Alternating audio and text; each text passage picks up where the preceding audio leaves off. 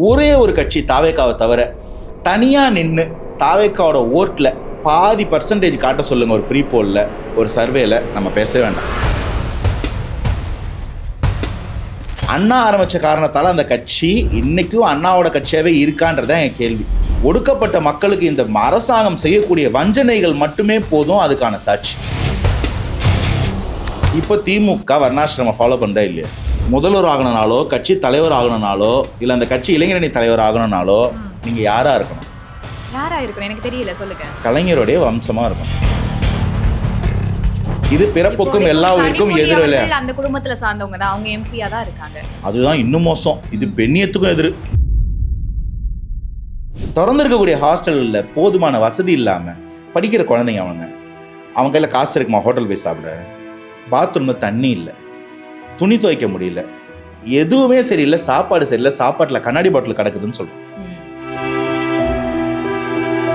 இவ்வளவு குற்றங்கள் மக்கள் மேல இருக்கும். இவ்வளவு குற்றங்கள் சமூக நீதி பேசிட்டு இவங்க இவ்வளவு வஞ்சிப்பாங்க மக்களையும் சமுதாயத்தையும் சமூக மக்களையும்னா, பெரியாரின் தீகாவின் வழி தொட்டு வந்தது திமுகவா இருக்கட்டும். இன்னைக்கு நான் சொன்ன இந்த 2 ஃபேக்டர்ல அண்ணாவோ பெரியாரோ திமுக ஆதரிப்பாங்களா? திமுகவை எதிர்ப்பதற்காகவே கேப்டன் அவர்கள் கட்சி ஆரம்பிச்சார். ஐயா, கேப்டன் எதை விரும்பியிருப்பாருன்ற ஒரு கேள்வி இருக்கு. என்ன விரும்பியிருப்பாங்க சார்?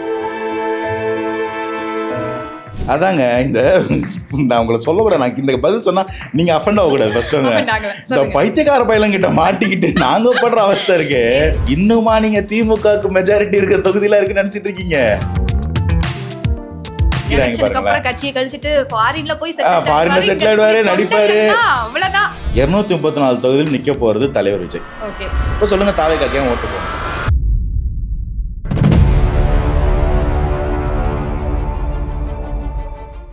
இப்போ நீங்க போட்டியிட மாட்டீங்கன்னு ரொம்ப தெளிவா சொல்லிட்டீங்க. இன்னும் பல எலெக்ஷனுக்கு நான் ஒர்க் பண்ண போறேன். முதல்வர் வேட்பாளர்னு அறிவிக்கக்கூடிய தளபதி அவர்கள், தாவேகாவின் தலைவராக இருக்கக்கூடிய தளபதி விஜய் அவர்கள் இந்த தொகுதியில் போட்டியிடுவார். அதாங்க நான் உங்களை சொல்லக்கூடாது. நான் இந்த பதில் சொன்னா நீங்க அஃபண்ட் ஆகக்கூடாது. ஃபர்ஸ்ட் இந்த பைத்தியக்கார பையலங்கிட்ட மாட்டிக்கிட்டு நாங்க படுற அவஸ்தை இருக்கு. முதல்ல இவர் தான் முதல்வர் வேட்பாளர். இவரை முதல்வர் ஆக்கிறதுக்கு தான் தாவேகா தேர்தல் நிக்குதுன்னு அனௌன்ஸ் பண்ணி பைலால எழுதிட்டு வந்து நிக்கிறோம்.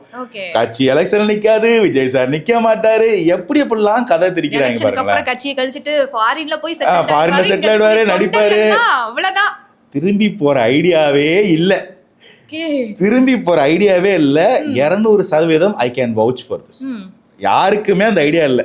நீங்க ஒரு குட்டி பையன், ஜஸ்ட் காலேஜ் பாஸ்ட் அவுட், இல்லை இன்னும் சொல்ல போனா 5வது படிக்கிற குழந்தைங்களாம் கூட அந்த ஒரு கமிட்மெண்டோட ஒரு கன்விக்ஷனோட இருக்கிற ஒரு கட்சி. அதனால எங்க யாருக்கும் திரும்ப ஐடியா இல்லை. இவங்களுக்கு அதெல்லாம் சொல்லி சந்தோஷப்பட்டுப்பாங்க. சரி, சந்தோஷப்பட்டு நமக்கு வேலையா, நமக்கு நிறைய வேலை இருக்கு, இவங்களுக்கு இதுதான் வேலை, பண்ணிட்டு போட்டோம். ஓகே, எந்த தொகுதியில் போட்டியிடுவார்? இல்ல, அது ரகசியங்க. இதெல்லாம் தலைவரே சொல்லணும். இன்னும் 1 மாதம் 1.5 மாதம் தான் எலெக்ஷனுக்கு. இதை நீங்க அனௌன்ஸ் பண்ணலாம்ல? ஏன்னா உங்களுடைய கட்சி தலைமை எடுக்கக்கூடிய முடிவுகள் அப்படின்றது எல்லாருக்கும் தெரியும். இல்ல, ஃபர்ஸ்ட் அண்ட் ஃபார்மோஸ்ட் அது தலைவர் முடிவு பண்ற விஷயம். அவர் சொல்றது தான் கரெக்டா இருக்கும். ஏன்னா இப்போ தலைவர் எந்த தொகுதியில போட்டிடுவான்ற கேள்விக்கு பின்னாடி இங்க என்ன சொல்லப்படுதுன்னா, தலைவர் விஜய் அவர்களுக்கு எப்படியும் திமுக பெரும்பான்மையா இருக்கக்கூடிய இடங்கள்ல தொகுதிகள்ல போட்டியிட மாட்டார் விஜய். இருக்கக்கூடிய இடங்களை தொகுதியிலே ரொம்ப லோயஸ்டா இருக்கக்கூடிய, இல்ல எங்க பெரும்பான்மை இல்லையோ அந்த இடத்த தான் செலக்ட் பண்ணுவாரு விஜய் அவர்கள் அப்படின்ற மாதிரியும் சொல்லிட்டே இருக்காங்க. இல்ல, அதுதாங்க இவங்களுக்கு நரேஷன். நான் சொல்றேனே, ஒரே பதில். 234 தொகுதியில் நிக்க போறது தலைவர் விஜய். இந்த கருத்துல எங்க யாருக்கும் மாற்று கருத்து இல்லை. அந்த முகம் முதல்வர் ஆகிறதுக்கு தான் இந்த தாவேகா தேர்தலை சந்திக்கிறது. இன்னும் சொல்ல போனா நான் நம்புற விஷயம், இந்த தேர்தலே அவரை முதல்வர் ஆக்கிறதுக்கு தான் நடக்குது. அதனால அந்த கன்விக்ஷன் எங்களுக்கு இருக்கு. ஸோ அவர் எங்க நின்னாலும் எங்களுக்கு ஒரே முகம், முதல்வர் முகம் அண்ணன் விஜய், ஒரே சின்னம், வெற்றி சின்னம், விசில். அதுக்கு வாக்களிச்சா விஜயன முதல்வர் ஆவார். இந்த ஒரு கனெக்ஷன் மட்டும் எங்கள் எல்லாருக்கும் போதும். தமிழக மக்களுக்கும் அது போதுமானதாக இருக்குது. ஆனால் நடுவில் நீங்கள் யார் வேட்பாளர், அவர் என்ன படிச்சிருக்காரு, அவர் என்ன பிரபலம், அதெல்லாம் அப்புறம். எங்களுக்கு இங்கே முதல்வர் வேட்பாளர் விஜய் அண்ணா, அவர் முதல்வர் ஆகிறதுக்கு நாங்கள் விசில் சின்னது வாக்களிக்க போகிறோம். இந்த தெளிவு மக்கள்கிட்ட இருக்கு. அதனால அவர் எந்த தொகுதி நிற்க போறாரு, அந்த தொகுதியில் திமுக, இன்னுமா நீங்கள் திமுகவுக்கு மெஜாரிட்டி இருக்க தொகுதியில் இருக்குன்னு நினச்சிட்டு இருக்கீங்க? இருக்கலாம், சந்தோஷம். நம்ம அதை களத்தில் பார்ப்போம். களத்தில் பார்க்கலாம். 2026 எலெக்ஷன் நோக்கிட்டோம். இப்போ தாவேக்கான்னு சொல்லும் போதே ஏதாவது ஒரு கட்சி கூட கூட்டணி வச்சிருவாங்க, இல்ல இவங்க கூட இப்போ மேல இருக்கக்கூடிய தலைமை தலைவர்கள் தலைவர்கள்லாம் வேற வேற கட்சியில் இருக்கக்கூடிய தலைவர்கள்லாம் பிரிச்சுட்டு வராங்க. இங்க இருக்கக்கூடிய தொண்டர்களால பேச்சாளர்களா ஒர்க் பண்ணக்கூடியவங்க வந்து இந்த சிறுபான்மையினர் ஓட்டுகளை ஒரு பக்கம் பிரிச்சுட்டு வராங்க, அதிமுக இருக்கக்கூடிய தொண்டர்களோட ஓட்டை பிரிச்சுட்டு வராங்க, திமுக இருக்கக்கூடிய தொண்டர்களோட ஓட்டை பிரிச்சுட்டு வராங்க. இந்த ஓட்ஸ் வந்து பிரிக்கிற வேலைகளை மட்டும் தான் தாவேக்கா முன்னெடுத்துக்கிட்டு இருக்கா என்ன? இல்ல, ஓட்டு பிரிக்கிறதுனா நீங்க என்ன நினைக்கிறீங்க? அடிப்படையில் ஓட்டு பிரிப்புன்றதை நீங்க எப்படி பாக்குறீங்க? தன்னுடைய கொள்கையை சொல்லி இம்ப்ரெஸ் பண்ணி தென் எங்களுக்கு ஓட்டு போடுங்க, இந்த ஓட்டு ஆச்சுன்னா அது வாக்குகளா மாறும், வாக்குகள் வந்து வெற்றியை தானே தீர்மானிக்கும். டெஃபினெட்லி. அதாவது நீங்க வந்து பெர்சன்டேஜ் தான் அதை டிசைன் பண்ணும், டிட்டர்மைன் பண்ணும். ஓகே, ஒருத்தர் வாங்கக்கூடிய வாக்குன்றது அது பிரிக்கப்பட்ட ஓட்டா இல்லை வெற்றிக்கான ஓட்டான்றது என்ன நம்பருன்றது தான் பார்க்க முடியும். நான் கேட்குறேன், இன்னைக்கு தமிழகத்தில் ஒரே ஒரு கட்சி தாவேக்காவை தவிர தனியாக நின்று தாவேக்காவோட ஓட்டில் பாதி பர்சன்டேஜ் காட்ட சொல்லுங்க ஒரு ப்ரீ போல்ல, ஒரு சர்வேல, நம்ம பேசவே வேண்டாம், முடிச்சுக்கலாம். இதுக்கு முன்னாடி நாடகன்னு ஒரு கட்சி இருக்கு இல்லையா, நாம் தமிழர், கிட்டத்தட்ட 15 வருடங்கள் களத்துல நிக்கிறோம், 8% ஓட்டு வச்சிருக்கோம்னு சொல்றாங்களே, அப்போ அவங்க தனிச்சு தானே நின்றாங்க. நான் கேட்குற கேள்வி நீங்க பார்த்து கவனிக்கல. ஒரே ஒரு கட்சியாச்சும் களத்துல தனியா நின்று தாவேக்கா பெற்றுக்கொண்டு இருக்கக்கூடிய வரவேற்பையோ வாக்கு சதவீதத்தையோ பாதி. நான் தான் சொல்றேன், இன்னைக்கு சர்வேல இப்ப அதுலயே பாருங்க, நம்ம இன்னைக்கு வந்து வி ஆர் என்ன பெர்செப்ஷன் பேட்டில். எலெக்ஷன் வரும்போது அது வந்து ரியல் பேட்டில். இன்னைக்கு perception battle is going on. தாவேக்கா அதுல கூட இன்டெல்ஜ் ஆகல, மற்ற எல்லா கட்சியும் எல்லா சேனலும் அதை பண்றாங்க. அதை எடுத்து பாருங்க, உங்களால தனியா இந்த பர்சன்டேஜ் தாண்ட முடியும்னு ஒரே ஒரு கட்சி சொல்லுச்சுன்னா நம்ம அப்புறம் பேசுவோம். அந்த லிமிட்ல கூட யாரும் இல்லை.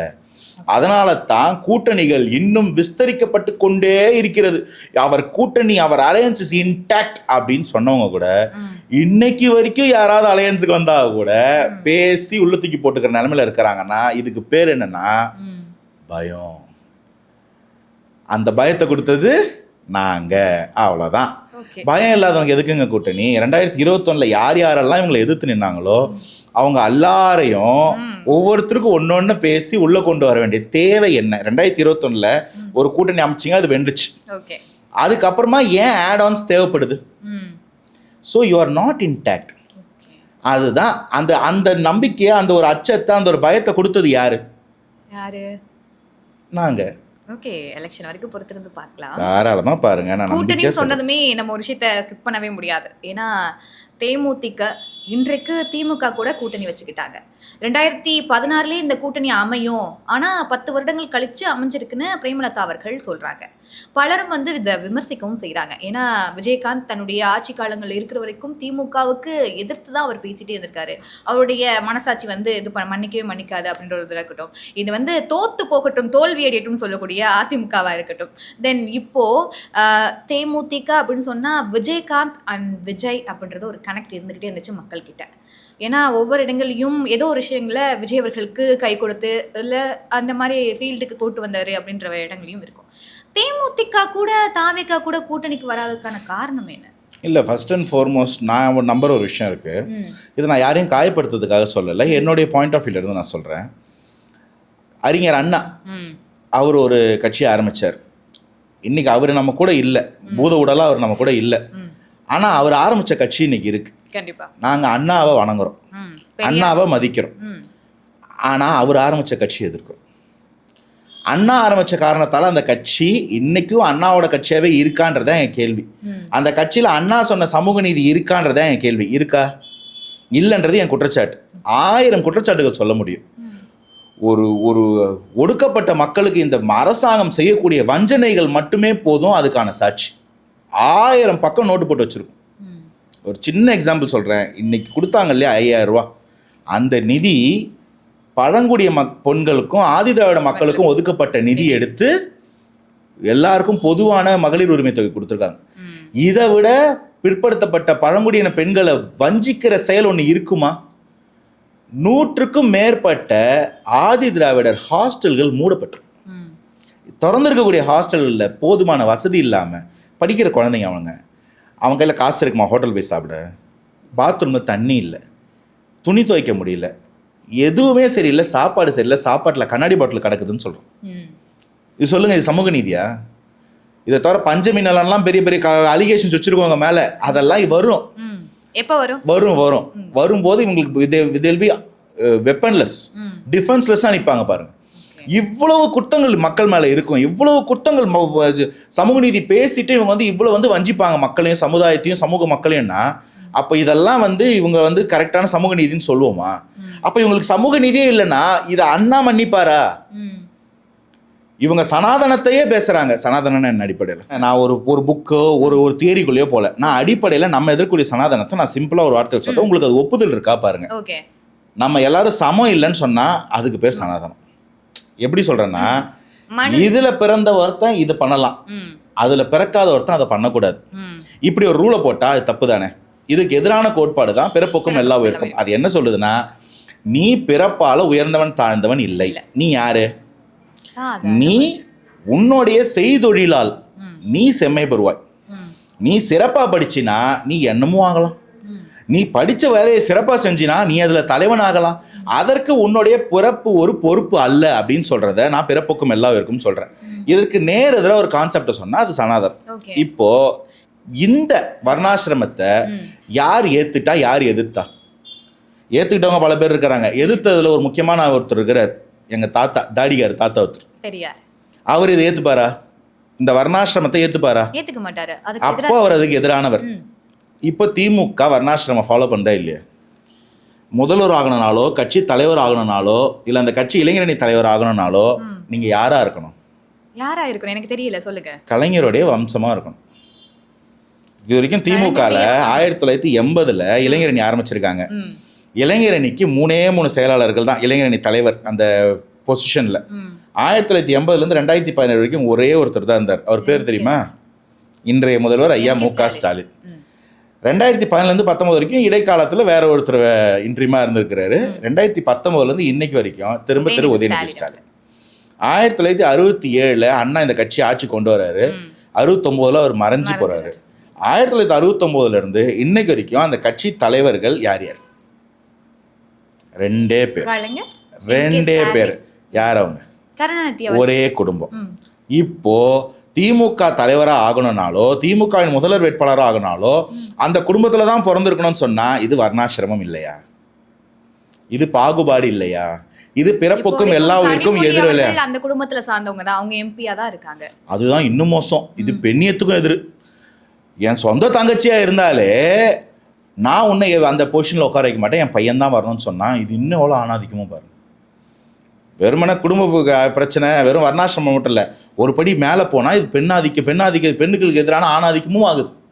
இப்போ இதை பெரியார் ஒத்துப்பாரா? ஒத்துக்க மாட்டாரு. பெரியாரின் தீக்காவின் வழி தொட்டு வந்தது திமுகவா இருக்கட்டும். இன்னைக்கு நான் சொன்ன இந்த 2 ஃபேக்டர்ல அண்ணாவோ பெரியாரோ திமுக ஆதரிப்பாங்களா? மாட்டாங்க. அவங்க இன்னைக்கு அவங்களுடைய ஆன்மா அவங்களுடைய சித்தாந்தம் யாரை ஆதரிக்கும்னா தாவேக்காவை. ஏன்னா தாவேக்கா சொல்வது பிறப்பொக்கும் எல்லாவும் இருக்கும். அதே போல எம்ஜிஆர் ஐயா உருவாக்கின கட்சி, அம்மையார் ஜெயலலிதா வளர்த்தெடுத்த கட்சி, அவங்க சொன்னது என்ன? மாநில சுய உரிமை, மக்களுக்கான நல்லாட்சி, மத்தியில் இருக்கவங்கள எங்க வைக்கணுமோ அங்கதான் வைக்கணும். ஜெயலலிதா அம்மா இன்னும் ப்ரிசைஸா சொன்னாங்க, பாஜகவோட இன்றும் இல்லை கூட்டணி என்றும் இல்லைன்னு. அதை மீறி மோடியா லேடியா நரேட்டிவ் செட் பண்ணுவாங்க. அதை மீறி இன்னைக்கு அஇஅதிமுக கூட்டணி போனா ஐயா எம்ஜிஆர் அவர்களுக்கோ அம்மையார் ஜெயலலிதா அவர்களுடைய ஆன்மா அவர்களை ஆசீர்வதிக்குமா? கரெக்ட். அப்போ இவங்க எல்லாரோட ஆன்மாவும் அந்த சப்ஸ்டன்ஸும் அவங்களோட உணர்ச்சி யாரை சப்போர்ட் பண்ணும்? அப்போ இன்னைக்கு சமூக நீதி பேசக்கூடிய ஒரு இடத்துல எல்லாரும் சமம்னு பேசக்கூடிய ஒரு இடத்துல இருக்கிற கட்சியா நான் தாவேக்காவை மட்டும்தான் பார்க்குறேன். யாரோட ஆசீர்வாதம் யாருக்கு கிடைக்கும்ன்றது பாருங்க. இப்போ அதே விஷயத்த கொஞ்சம் எக்ஸ்டெண்ட் பண்ணி பார்த்தீங்கன்னா, திமுகவை எதிர்ப்பதற்காகவே கேப்டன் அவர்கள் கட்சி ஆரம்பித்தார். இன்னைக்கு அவங்க அந்த நிலைமையிலேருந்து வழுவலாம். அது அம்மையார் பிரேமலதாவுடைய ஃபுல் டிஸ்கிரிப்ஷன், அதை நம்ம தவறு சொல்ல. ஆனால் ஐயா கேப்டன் எதை விரும்பியிருப்பாருன்ற ஒரு கேள்வி இருக்கு இல்லையா? நான் அதை பார்க்குறேன். என்ன விரும்பியிருப்பாங்க சார்? அவர் திமுகவை வீழ்த்தணும்னு நினச்சிருப்பாரு. திமுக அவங்களுக்கு கொடுத்த நெருக்கடியின் காரணமாக தானே அவர் அரசியல் பிரவேசத்துக்குள்ளே வராரு. அவருடைய பவரில் தானே அவருக்கு திமுக எதிர்கட்சி கூட உட்காராமல் போனாங்க. அப்போது நீங்கள் என்ன யோசிப்பார் கேப்டன்? கேப்டன் இருந்த வரைக்கும் இது நடந்துச்சா? நடக்கல. 2021 தேர்தல் உட்பட அப்போ கூட கேப்டனுக்கு உடல்நல குறைஞ்சிருக்கலாம். அவர் ஒரு முழு சிஎம் கேண்டிடேட்டா இல்லாமல் இருந்திருக்கலாம். ஆனால் அப்போ கூட அவர் திமுக ஆதரிக்கல. இன்னைக்கு அவரோட இல்லைன்னா அப்போ கேப்டன் என்ன யோசிச்சிருப்பாரு நான் பார்க்குறேன். நான் பார்க்கறது தமிழகம் தழுவி தலைவர்கள் எதை சொன்னாலும் அதை கேட்டு அரசியல் பண்ணி அதை புரிஞ்சுட்டு ஃபாலோ பண்ண மக்கள் நம்ம. நான் பெரியாரை கோட் பண்ணிட்டேன், அண்ணாவை கோட் பண்ணிட்டேன், எம்ஜிஆரை கோட் பண்ணிட்டேன், அம்மையார் ஜெயலலிதா கோட் பண்ணிட்டேன், கேப்டனையும் கோட் பண்ணிட்டேன். இவங்க எல்லாரோடைய ஏக ஆதரவு தாவேக்காக்கு இருக்குன்னா அந்த ஆதரவு அவங்களை தொட்டு வாழ்ந்துட்டு இருக்கக்கூடிய மக்களுக்கு இருக்காதா? அந்த ஆதரவு தாவேக்காக்கு இந்த மக்கள் கொடுக்க மாட்டாங்களா? இப்போ சொல்லுங்கள் தாவேக்காக்கு ஏன் ஓட்டு போடணும்? இருந்தாலும் கூட கடைசி இப்போ அதிமுக பாஜக கூட நரேந்திர மோடி அவர்கள் மார்ச் 1ஆம் தேதி தமிழ்நாட்டுக்கு வரும்போது அந்த மேடையில் பிரேமலதா அவர்களை ஏற்றிடணும் ஒரு பக்கம் ஒரு கணிப்பு போயிட்டே இருந்துச்சு.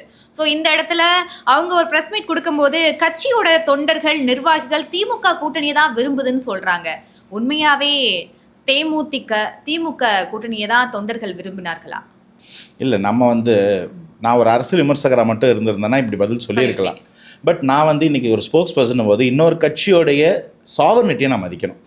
அவங்க தலைவர் என்ன சொல்கிறாங்களோ அந்த கட்சிக்கான வேத வாக்கு அதுவாக தான் நான் பார்க்குறேன். நம்ம அதுக்குள்ளே அவங்க அப்படி சொல்லியிருக்க மாட்டாங்கன்னு நான் சொல்லக்கூடாது. அதை தேர்தலில் மக்கள் ப்ரூவ் பண்ணட்டும். ஆனால் நான் சொல்லக்கூடியது என்னென்னா, கேப்டன் என்பவர் எனக்கும் தலைவர், நான் அவரையும் தலைவராக பார்க்குறேன். பெரியார், அண்ணா, எம்ஜிஆர் எப்படி நம்ம எல்லாருக்கும் உரித்தானவரும் நான் கேப்டனையும் அந்த இடத்துல வச்சு பார்க்குறேன். அதனால் அவர் இருந்தால் என்ன பண்ணியிருப்பார், அவர் ஆன்மா என்ன பண்ணியிருக்கோன்னு சொல்கிறதுக்கு எனக்கு ஒரு உரிமை இருக்குது. நான் கேப்டனுடைய ஒரு தீவிரமான ஒரு ஃபாலோவர். ஆனால் இன்றைக்கி இந்த கட்சி இந்த முடிவு தான் எடுக்கணும், அந்த கட்சி இப்படி தான் சொல்லுவான்னு நான் சொல்லக்கூடாது. அது தவறு. அதை யார் சொல்லலாம்? மக்கள் தேர்தலில் சொல்லலாம். அதை பார்க்கட்டும். இப்போ ஆனால் இந்த கேள்வி கரெக்டாக இருக்கான்னு மட்டும் பாருங்கள். கேப்டன் இருந்தால் செஞ்சிருப்பாரு, அவ்வளோதான். அது ஒரு கேள்விக்குறியாவே இருக்கட்டுமே. அதுதான் அது கேப்டனே சொல்லுற. கேப்டனோட சக்தி அது மக்கள் மூலமாக சொல்லுன்னு சொல்கிறேன். அதை பார்ப்போம் தேர்தல். 4 பயலுங்க கஞ்சாவை குடிச்சுப்புட்டு ரீல்ஸ் மோகத்தில் வேலை செய்ய வந்த ஒரு வடநாட்டு பையனை கூட்டு போய் வெட்டி ரீல்ஸ் எடுத்தா பதறாத உள்ளங்கள் ஒரு விசில் சத்தத்துக்கு பதறுதுன்னா நல்லா பதறட்டும், இப்பயும் சேர்ந்து பதறட்டும். நம்மளாம் ஒழுங்காக இருக்கிற ஒரு பிஸ்கெட்டை உடச்சி திரும்ப அதை ஒட்டி வைக்கிற மாதிரி ஒரு கதை. இதுக்கு பருத்தி மூட்டை பேசாமல் குடோன்லேயே இருந்திருக்கலாம்னு தோணும். இன்னொரு பாயிண்ட் ஆட் பண்ணுறேன். 2026 மே மாதத்தில் வெயில் அடிக்கும்னு தெரிஞ்ச முதல்வருக்கு 2024 மே மாதத்தில் வெயில் அடிக்கும்னு ஏன் தெரியல? நான் ஒரு கேள்வி கேட்டேன். நீங்க இல்லப்பா இதெல்லாம் இல்ல தம்பி, அது உங்களுடைய காசு தான், நீங்க வாங்கிக்கங்கன்னு சொல்லி உங்க தலைவர் ஒரு வேற யார் காசு 23ல என்ன அவசரத்துக்கு ஐயா உதயநிதி துணை முதல்வர் அறிவிக்கப்பட்டார்? வண்டியா கொண்டு கொட்டுவாங்கன்னு சொன்னாரா இல்லையா? நடந்துச்சா இல்லையா? அப்ப இதுக்கு எனக்கு விளக்கம் சொல்லு.